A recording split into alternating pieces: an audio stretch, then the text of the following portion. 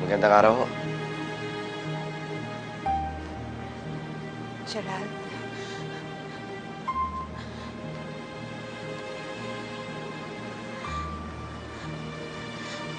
Sobrang saya ko na nandito ka. Akala ko ayaw mo na akong makita at makausap ulit eh.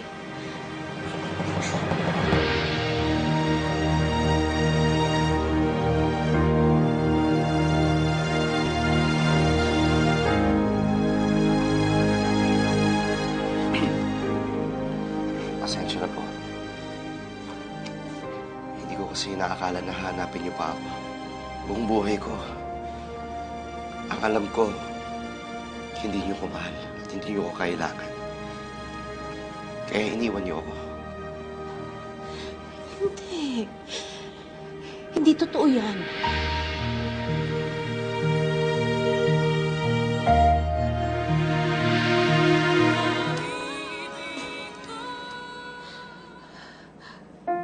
Ang daming nangyari.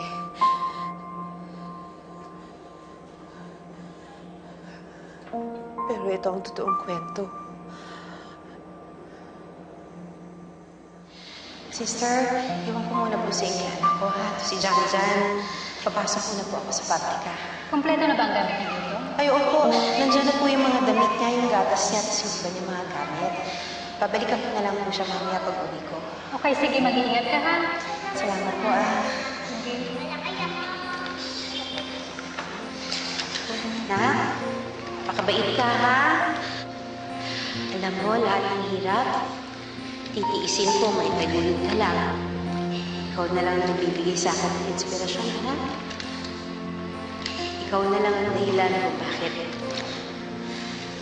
talagang nagsusumikap si Mama. Gusto pang mabuhay. Love you! Love you! Pakabait ka!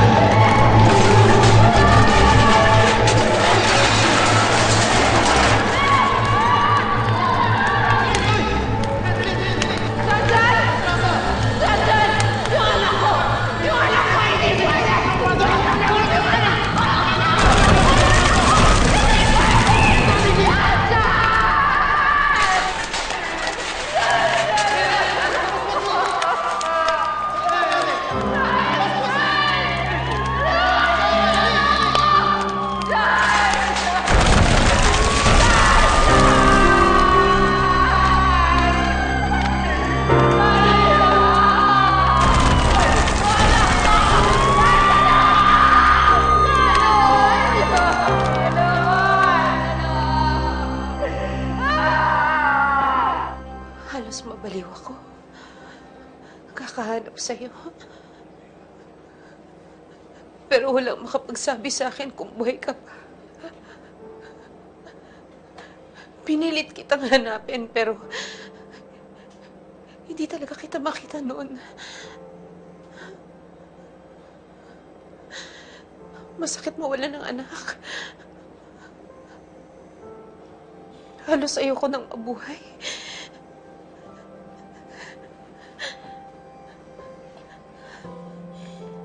Paano niyo po ako hinanap?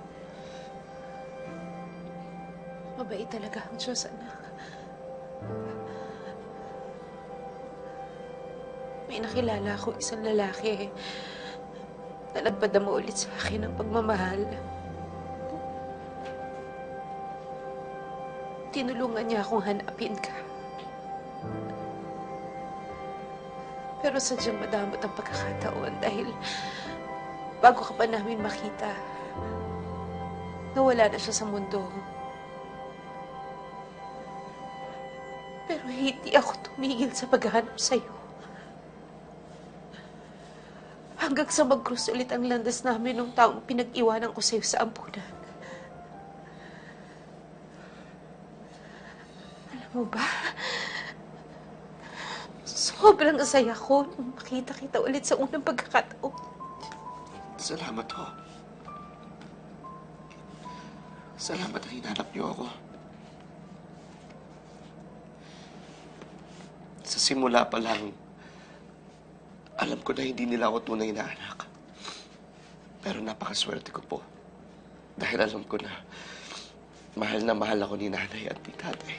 Salamat naman kung ganon. Kasi talagang pinagdadasal ko na mapunta ka sa mga taong mamahalin na talagang ituturing kang anak. Aminin ko. Lagi ko naiisip kung sino ba talagang totoo kong mga magulang? At bakit ba nila ako iniwan? Alam mo, anak, huwag ka sana magalit sa akin. Kasi mag-isa lang akong bumubuhay sa'yo dati. Talagang hirap na hirap ako. Pero hindi pa naman huli ang lahat, diba? Pwede ba tayong magkasama ulit? Pwede ba tayong maging masaya? Pwede pa ba maging anak kita ulit? Opo. Opo, Nay.